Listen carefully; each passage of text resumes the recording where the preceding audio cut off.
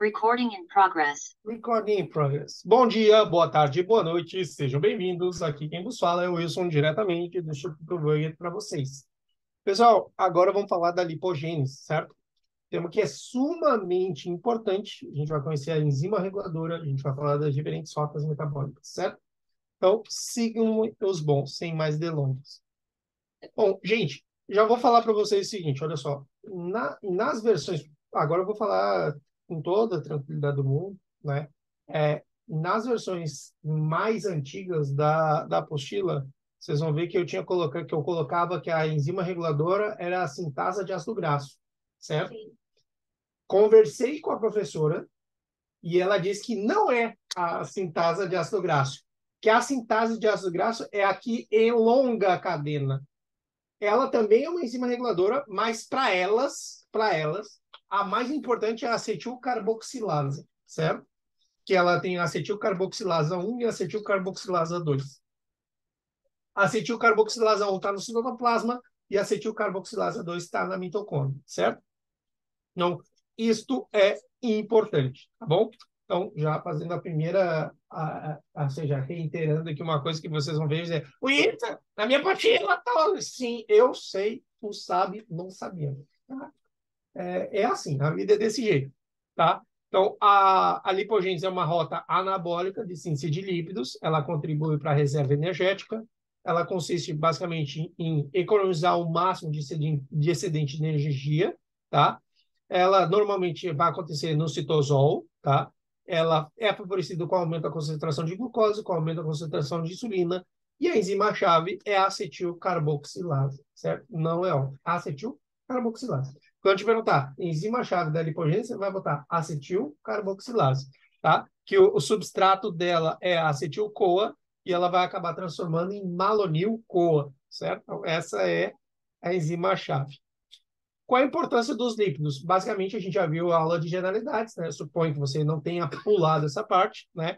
Então, eu já sei que a importância é porque a gente consegue armazenar o armazenamento de energia é dado por causa dos lípidos. Lembrando que o organismo ele armazena lípido em forma de triacilglicerol, né? Que é a forma mais eficiente. Vocês vão ver que para cada a degradação total de um triacilglicerol vai acabar gerando 9 quilocalorias, tá?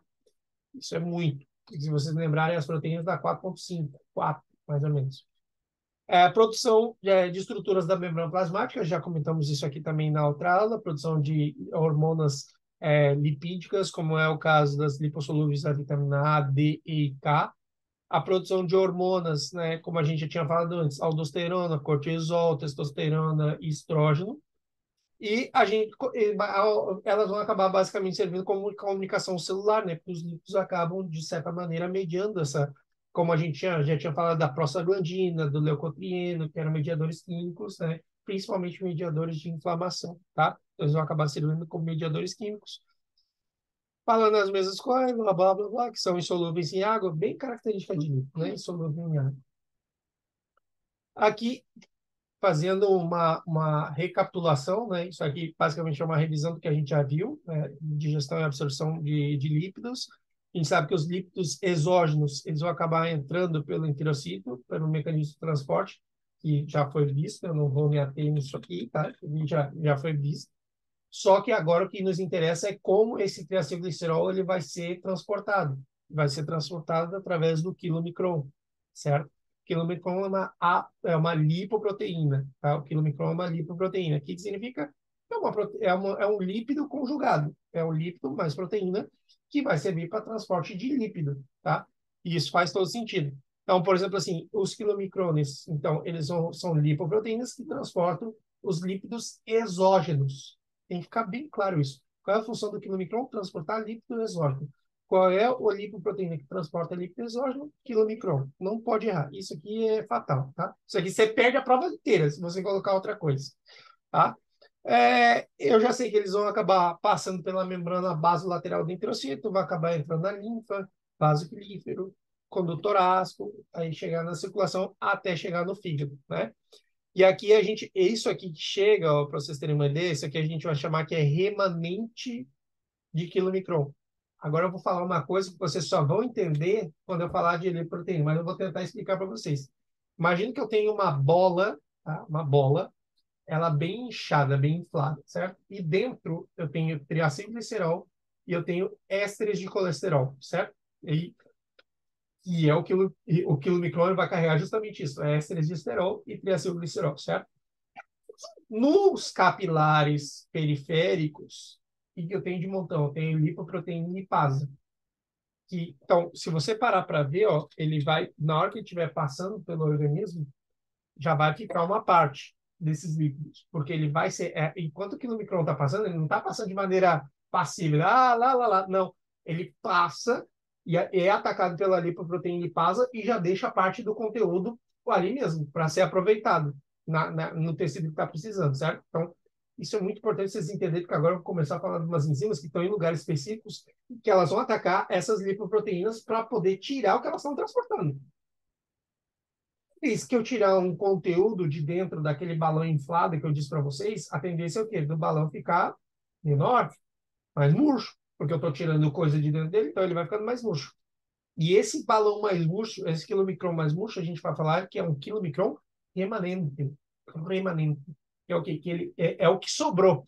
Então, ou seja, imagine o seguinte, que do 100% do triacilglicerol que sai do enterocito para chegar no fígado, que isso também é outra coisa que vocês têm que lembrar, né? O quilomicron, qual é a função do quilomicron? Transportar lípidos exógenos. Aí a próxima pergunta, de onde para onde? Do intestino para o fígado. Bom, essa é a resposta. Porque sempre vai querer te perguntar onde é produzido, qual é a lipoproteína que é abundante nele, o que ele transporta, para onde ele vai, o que ele leva. Essas são as perguntas que a gente vai acabar falando sobre elas quando estiver falando de lipoproteína, certo? Então, e aí, como eu estou falando de lipoproteína, eu tenho que falar mais alguma coisa para vocês, porque senão fica muito vago, tá? Então, eu tenho que saber que as lipoproteínas, a gente vai ter um capítulo só para falar de lipoproteína. Elas são agregados moleculares, que é formado de lípidos e proteínas, por isso que se chama lipoproteína. E ela é responsável pelo transporte de substâncias lipídicas, né? Porque eu já sei que o lípido é uma substância que ela tem dificuldade de poder circular no ambiente que é solúvel, ou seja, no ambiente que o plasma é composto de 80, 90% de água. Imagina como é que um líquido vai andar no meio desse. Ele precisa de alguém que transporte. Essa é a função das lipoproteínas. E lembrando que elas têm que ser moléculas anfipáticas. Elas têm que ter uma parte que seja a parte externa hidrofílica e a parte interna hidrofóbica, que é justamente para poder transportar. E é por isso que eu digo que as representações normalmente são feitas em vários lugares, para não dizer exatamente aonde, são erradas. Porque eu já sei que a cabeça polar está para onde? Parte externa. A parte que é apolar está onde? Interna. Então, essa capa que está na volta, dentro é o que eu estou transportando, não é que está do lado de fora, sabe? Então, tipo assim, ó, o que, que seria esse negocinho aqui, ó, que está aqui? Isso aqui seria a apolipoproteína, que é outra coisa. A lipoproteína, imagina o seguinte, olha só. A lipoproteína é o ônibus e vai transportar substâncias, correto? Agora, quem é a porta do ônibus? A apolipoproteína. A porta do ônibus é a apolipoproteína. Porque ela é que vai mediar o passo ou não de determinadas coisas, certo? E é por isso que as apolipoproteínas, por exemplo, assim, eu já dou uma resposta de prova. O professor vai dizer assim, ó, qual é a apolipoproteína que está presente no quilomicron? Bom, se você tiver dúvida de qual, você coloca ApoE. A ApoE está presente em todas as lipoproteínas. Então, pelo menos essa aqui você não vai zerar. Você, não, eu botei ApoE. A ApoE está em todas. Tá? E como escreve? Hã? E como escreve? ApoE. Mas tudo A, minúsculo? A maiúsculo, P minúsculo, O minúsculo e o E maiúsculo. ApoE. Só que assim, já digo para vocês, o quilomicron ele vai ter a ApoB45. Tá? Então, e esse é o componente estrutural do quilomicron. Então, quando eu falo componente estrutural, que é a parte principal. Então, o que eu estou representando aqui, ó, nesse quadradinho ali, é o quê? É a B45. Tá? Então, você percebe que isso está. Que é específico do que o micron. Mas eu posso encontrar a B em outro lugar? Posso. Posso. E depois eu vou falar. Quando a gente vai falando, para não misturar os assuntos, tá? Mas só para vocês poderem entender. Então, isso aqui é importante. Depois a gente vai ver a função de cada uma das lipoproteínas, tá? Mas basicamente elas vão mobilizar os lípidos de um lado ao outro. A gente tem que saber os lugares onde ocorre a lipogênese, no fígado, tecido adiposo, na glândula mamária, certo? Lembrando, a estrutura do triacilglicerol é um glicerol e três ácidos graxos, né? Forma de E, que a gente já sabe, tá careca de saber.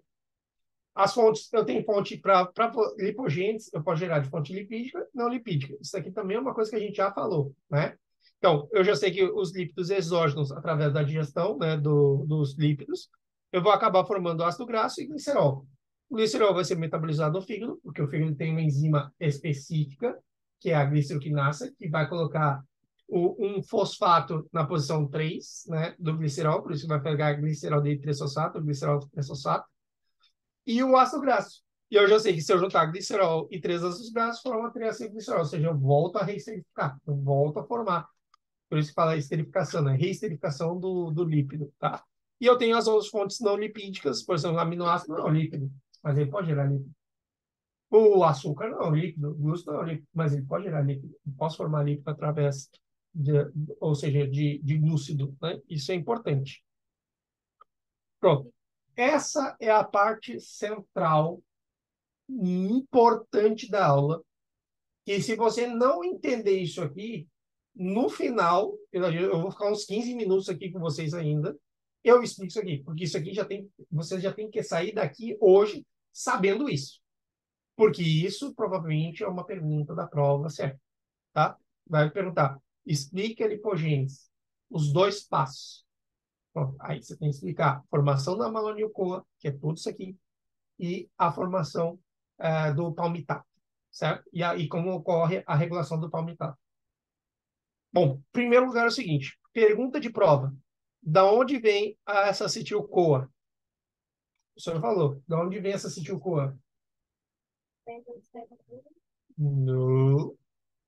Descarbonização oxidativa. Agora sim, descarboxilação oxidativa do piruvato. Agora sim.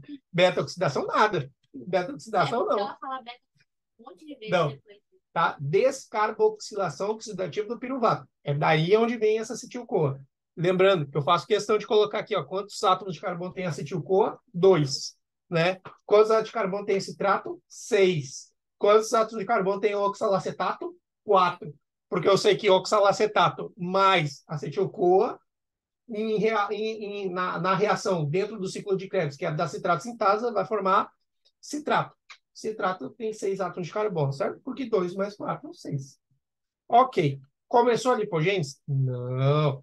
Porque aqui, o que acontece? Eu tenho que lembrar que para a lipogênese estar favorecida, para favorecer o caminho da lipogênese, o que tem que acontecer? Eu tenho que ter um excedente de glucosa. Eu tenho que ter... Então, esse aqui é um processo que é um processo insulino dependente, ou seja, aqui a hormona reguladora vai ser insulina, né? Então, ela é a que está regulando o processo da lipogênese, ou seja, o que tem que acontecer aqui? Tem que ter excesso de ATP que vai frear o ciclo de Krebs, porque o ATP é um efector alostérico negativo para a enzima reguladora. Eu tenho que ter o quê? E vai acabar regulando também a fosforoquinasa, lá, daquelas enzimas, a fosforoquinasa e a hexoquinasa, que é da glucólise. Elas vão estar freadas também. E eu já sei que, por outro lado, o excedente de glucose que eu tiver, se eu já tiver armazenado todo em glucógeno e continua entrando glucose, tem que dar função para essa glucose estar entrando. Aí começa a lipogênese. Aí vai começar o processo da lipogênese. Ou seja, tem que acontecer esses passos para que ocorra a lipogênese. O que eu tenho que levar em consideração aqui? O citrato ele não passa esse efeito especial aqui que eu coloquei aqui, ó, que foi como se fosse uma rachadura, é para separar justamente o mitosol do citosol. Então, isso aqui, ó, se vocês lembrarem, esse processo do ciclo de Krebs está acontecendo na mitocôndria, certo? Só que a membrana da mitocôndria ela é impermeável para um monte de substância, inclusive para o citrato. Então, eu começo a incrementar a concentração de citrato, citrato precisa passar para o outro lado, ele precisa passar para o citosol, porque na mitocôndria não vai acontecer nada. O ciclo de Krebs está travado e tudo mais. Então, aqui o que acontece? Aqui vem um ponto de divergência e discordância, que eu só vou tirar isso na sexta-feira, quando eu vou falar com a professora Silvina. Eu mando para ela no WhatsApp, não tem problema. De repente, é uma razão para eu mandar antes. Tem livros que vão falar que eu tenho transportador citrato dependente, tá? Transportador citrato dependente, porque alguém tem que fazer esse transporte do citrato.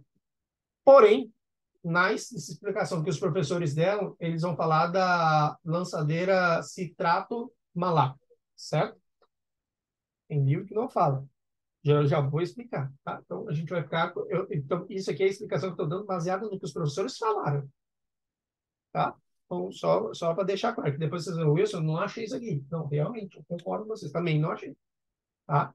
Mas no livro está diferente. Então, essa parte aqui, inclusive, só para vocês terem uma ideia, eu já esse slide aqui eu passei para a Silvina, pedi, professor, você pode dar uma olhada para ver se tem alguma coisa errada? Ela falou, isso está perfeito.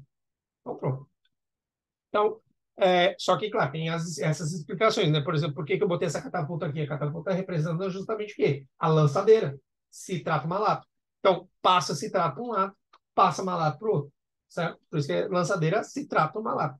Citrato que está acumulando na mitocôndria, eu jogo para o citosol, e o malato que eu estou acumulando no citosol, eu jogo para a mitocôndria, certo? Pronto, é isso. Agora, esse citrato, quando ele chega no citosol, ele vai sofrer uma ação de uma enzima que se chama citrato liase, que vai separar novamente o citrato em acetil-CoA e oxalacetato. Vocês percebem que o oxalacetato, ele volta a malato e volta para cá para poder formar o oxalacetato na mitocôndria. Para entrar novamente, porque vocês têm que lembrar que esse é um processo que está travado, por quê? Porque o ciclo de Krebs está travado, como consequência, eu não estou formando oxalacetato, então isso aqui é uma forma que eu tenho de ficar formando para usar a acetil-CoA que está ali presa, para poder usar ela para poder sair, tá? Aí, beleza, olha só. Aqui vem a parte que nos interessa, que é o quê? Ó, no citosol, por isso que a gente falou que a lipogênese é um processo lá no citosol, eu tenho a conversão da acetil-CoA para malonil-CoA, mediado pela enzima acetilcarboxilasa, que é a enzima reguladora da lipogênese, que ela vai transformar acetil-CoA em malonil-CoA. E ela precisa da biotina, e tem, aqui a professora foi clara, taxativa, ela disse que existe divergência da literatura, da origem desse carbono adicional que vai ser recebido na estrutura, seja ele que vai vir do CO2, do dióxido de carbono ou do bicarbonato, certo? Mas ela disse que no final das contas dava no mesmo. Dava no mesmo. Então, aí eu tenho a formação do malonil-CoA. Aqui terminou a primeira fase da lipogênese, certo? Então, quando eu cheguei aqui nessa parte do rosinha, é a primeira parte, é a parte da formação do malonil-CoA, certo? Pronto. Se vocês pararem para ver agora, a gente vai começar a falar o quê? Da segunda parte. Então, é essa segunda parte aqui, que agora vai entrar a ácido graxo sintetase, ou a sintase de ácido graxo, que vai formar o palmitato. Então, o palmitato vai ser formado da conversão do malonil-CoA em palmitato através da ácido graxo sintetase, ou ácido graxo sintase, certo? Que ela vai ser composta. Porque aqui está a explicação de por que é ácido graxo, ela é da segunda parte, que é da elongação. Porque se você parar para ver, olha só, eu vou formando de 2 em 2, porque eu vou adicionando, cada vez que vai chegar 2 acetil-CoA, eu vou adicionar mais 2, mais 2, mais 2, mais 2. E é por isso que normalmente a gente ia falar que os ácidos graxos são o quê? São normalmente pares. Porque eu vou colocar 2, 2, 2, 2 e 2 carbonos para poder completar 16. Certo? Então, essa aqui é uma das analogias. Então, qual é a função da ácido graxo sintetase? O sintase é o quê? Fazer a elongação da cadeia. Certo? Então, isso vai acabar sendo bem importante. Aqui eu já digo para vocês, nessa segunda parte, eu tenho aqui, ó, eu tenho o agente redutor, pergunta de prova, a professora falou bem claro, qual é o agente redutor da lipogênese na pH? Da onde é que vem esse agente redutor na pH? Do ciclo das pentosas e de uma reação no citosol que acontece com a enzima málica que transforma malato em piruvato, certo? Ou seja, isso aqui é uma pergunta certeza. Elas adoram ficar perguntando quem é o agente redutor. Na prova final do primeiro, do primeiro quadrimestre, elas botaram um agente redutor ali, ó, e o pessoal ó, tomou para dentro, porque o pessoal não sabia que era o quê? Que ela estava falando NADAT. E era NADAT a resposta. Tá? Então, essas coisas do agente redutor, muito importante vocês terem em conta, tá? Pronto, então, isso aqui é o NADPH, ele vem do ciclo das pentosas e dessa enzima málica, certo? Agora, do metabolismo dos ácidos graxos, como é que acontece? Então, olha só, lembrando que aqui, ó, eu tenho quem é que vai fazer a regulação dessa acetil-CoA carboxilasa, né? Então, olha só, o citrato, ele vai ser o quê? Ele vai ser um efector alostérico positivo, porque se eu tenho muito citrato, é para formar palmitato. E o palmitato vai ser um efector alostérico negativo. Se eu tenho muito palmitato, significa que não preciso de mais palmitato. Então, ele vai ser efeito alostérico negativo para a enzima reguladora. Sabe? É simples. Você vê que o que está antes, ou seja, se eu tenho muito, é porque eu quero formar palmitato. E se eu tenho muito palmitato, é porque eu não quero formar palmitato. É simples assim. Então, eu tenho que, se eu sei os passos, eu não vou me perder nunca. Então, eu já sei que se eu aumentar a concentração de citrato, citrato vem antes. Eu vou para formar palmitato. Se eu tenho muito palmitato, eu vou inibir a enzima reguladora, porque eu não quero formar mais palmitato. Tipo, Você inibe o citrato? quem? Você inibe o citrato também? Não entendi. Inibe o citrato? Não, não é que inibe o citrato, inibe a enzima reguladora. Se, ó, por exemplo, o palmitato ele inibe a enzima reguladora e não vai formar palmitato. O citrato ele vai ser um efetor alostérico positivo, porque se eu tenho muito palmitato, se eu tenho muito se eu tenho muito citrato, é que eu quero formar palmitato, porque o citrato é antes, tá? Simples assim. E aí eu tenho que lembrar que esses processos aqui, ó, de que eles são insulino dependentes, eles vão para a formação de quê, ó? Para a formação de ácido graxo.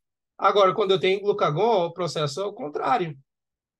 Ó, tá vendo? Aqui é fosfatasa. Fosfatasa é o quê? São as reações que eu estou tendo o quê? Para oxidação. Aqui não. Aqui eu estou indo para aqui, ó. Glucagon e adrenalina. Estão para fosforilar, certo? Ou seja, isso aqui é para impedir que haja formação. Ou seja, na verdade, eu vou no processo contrário. É só isso. Eu tenho que entender que insulina, eu vou para o quê? Eu vou em direção da lipogênese. O glucagon-adrenalina eu vou para a lipólise. Eu estou estimulando ao contrário. É simples assim. Um, eu estou precisando de energia, o outro eu tenho muita energia. Se eu tenho muita energia, eu vou formar lípido. Se eu tenho pouca energia e eu preciso de lípido, eu vou mobilizar os lípidos. Então, eu vou gerar glucagon e adrenalina e eu vou acabar me estimulando a lipólise, certo?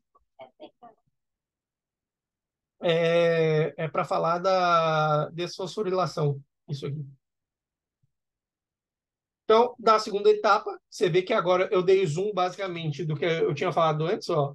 Essa partezinha aqui, ó, eu só vou falar. A segunda parte é o quê? É a formação do palmitato. Então, que é a partir da elongação. Então, o que que acontece? Eu vou adicionando, ou seja, as cadenas de carbono para formar o palmitato. E eu tenho que lembrar que o agente redutor da lipogênese é o NADPH. NADPH. NADPH é o agente redutor. Qual é o principal agente redutor da lipogênese? NADPH. Tem por na pH mais. NADPH mais H mais. É. Você botar NADPH mais proton, dá certo. Tá? Então, isso é importante. Apesar de que, palavras da Trapê, você pode falar, ela disse agente redutor. Se você botar assim, ela parece. Não vão dar sorte para azar, mas bota nada, pH mais hidrogênio, tá tudo certo.